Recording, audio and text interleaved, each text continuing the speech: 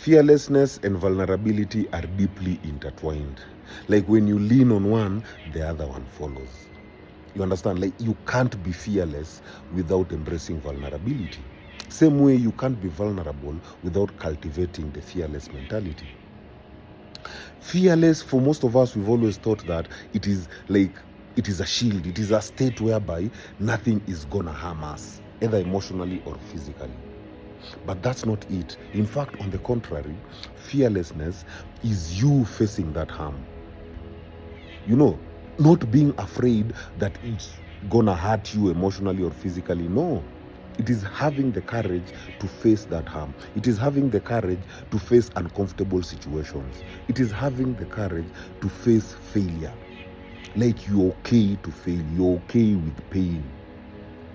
Because out of that, of course, you're going to come out of it. You're going to learn something from that. That is a lesson. That is fearlessness. Vulnerability, on the other hand, is the willingness to approach things authentically, no matter the risk. Like if it is love, it doesn't matter. By the way, here I might get hurt. Here I might get heartbroken. But that's not going to stop you from loving. You're going to love her. Like, for example, for most of us, what do we do when we encounter relationships that heartbreak us or character develop us? We build a wall. That, hey, now I don't want to deal with the relationships anymore. These things are fucked up. Now I'm going to build a wall till the day I'll find that someone who will love me. My friend, with a wall, if you've built a wall around you, expecting to find someone who, one day to find someone who will love you, what you're going to find is a thief. Someone who is going to break that wall or climb that wall to steal you. And you might see that effort, which by that time might be breadcrumbs, bare minimum. You'll see those as effort, bro. You'll see those as, this person has gone through all this just to get me. And this is that person. Because of the wall. With the wall, you don't see the realities. You are running away from things that you're supposed to learn from. That is now you are navigating on fear. So fearlessness is not building a wall. Fearlessness is not a shield protecting you from people exploiting your vulnerability or people harming you. No. Fearlessness is you facing this thing, that when you're done with a certain relationship, whether you are heartbroken or not, bro, you move on and you don't mind entering another relationship. It's not that ati umetoka kwa hii relationship and then now another relationship is a priority. No. But you're basically just open. If it happens, it happens. If it doesn't happen, it doesn't happen. When you don't build a wall, then now when someone is coming to you, they have to use the front door. There's nothing, you're not breaking anything. I am here viewing every side. I am facing everything. So when you don't build a wall and someone comes, if you learn from your past patterns, then you are going to see those patterns. The moment they approach you from Bele, not climbing the wall or breaking the wall, a thief will come to you, you won't even know when they are coming. But when you have no wall, when someone is coming to you, you will see them from a mile away. So if they are authentic or if they are aligning with your beliefs or they are aligning with your energy, then well and good. If they don't, then you will also notice that, well and good. You understand? So you're not navigating on fear. You're not living at aim and say, if I become vulnerable, I'm going to give out my control. That's out of fear. If I become vulnerable and fall in love, I'm going to be hurt. That's out of fear. Can you imagine that? Can you imagine living like that? Unless you've never loved, bro, loving is so sweet. Loving is so sweet. And for it to be that sweet, then it has to hurt. Bro, in this life, there has to be a balance. It has to hurt. Now, for you have to develop that fearless mentality. In a way that if you are hurt, then what next, bro? So what? Bro, unaingia shower, unaoga, back to the streets. You understand? Like, you move on.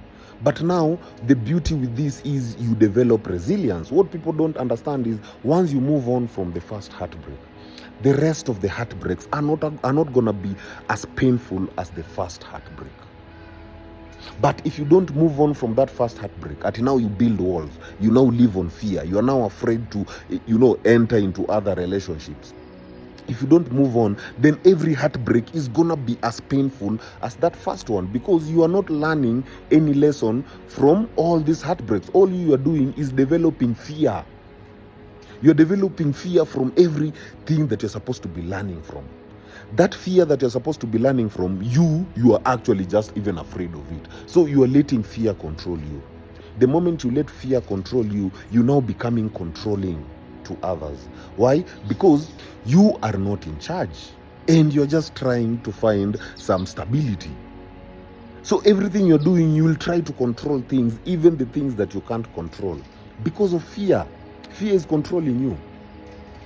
So my people, be fearless. Being fearless doesn't mean it's a shield. Being fearless is not going to shield you from getting hurt. Being fearless is not going to shield you from getting harm. Being fearless is going to encourage you to face all that hurt. Being fearless is going to encourage you to face all that harm without fear. That is what fearless is. Being vulnerable is going to encourage you to be authentic at all times. You're not going to be fake. So if someone hurts you, it's on them, it's not on you. Bro, if I love you and you hurt me, whose problem is that? I enjoyed loving you.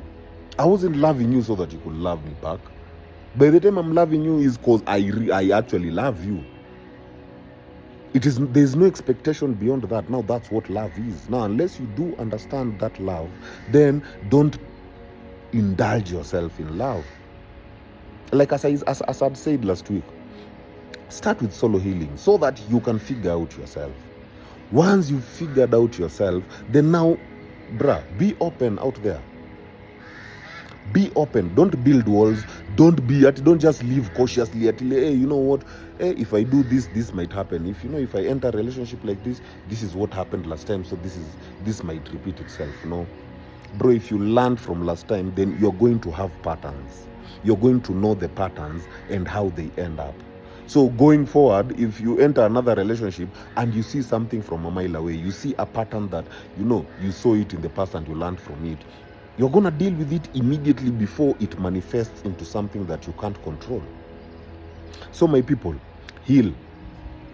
Heal so that you don't hide from what you're supposed to be facing.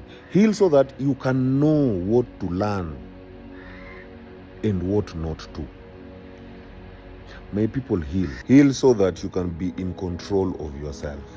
Not to be controlled or to be controlling.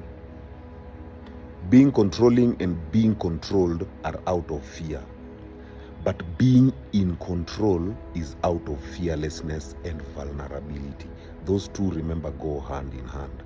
So being vulnerable is not a weakness. My people keep on telling you that. Being vulnerable is not a weakness. In fact, it is freedom. Heal, my people.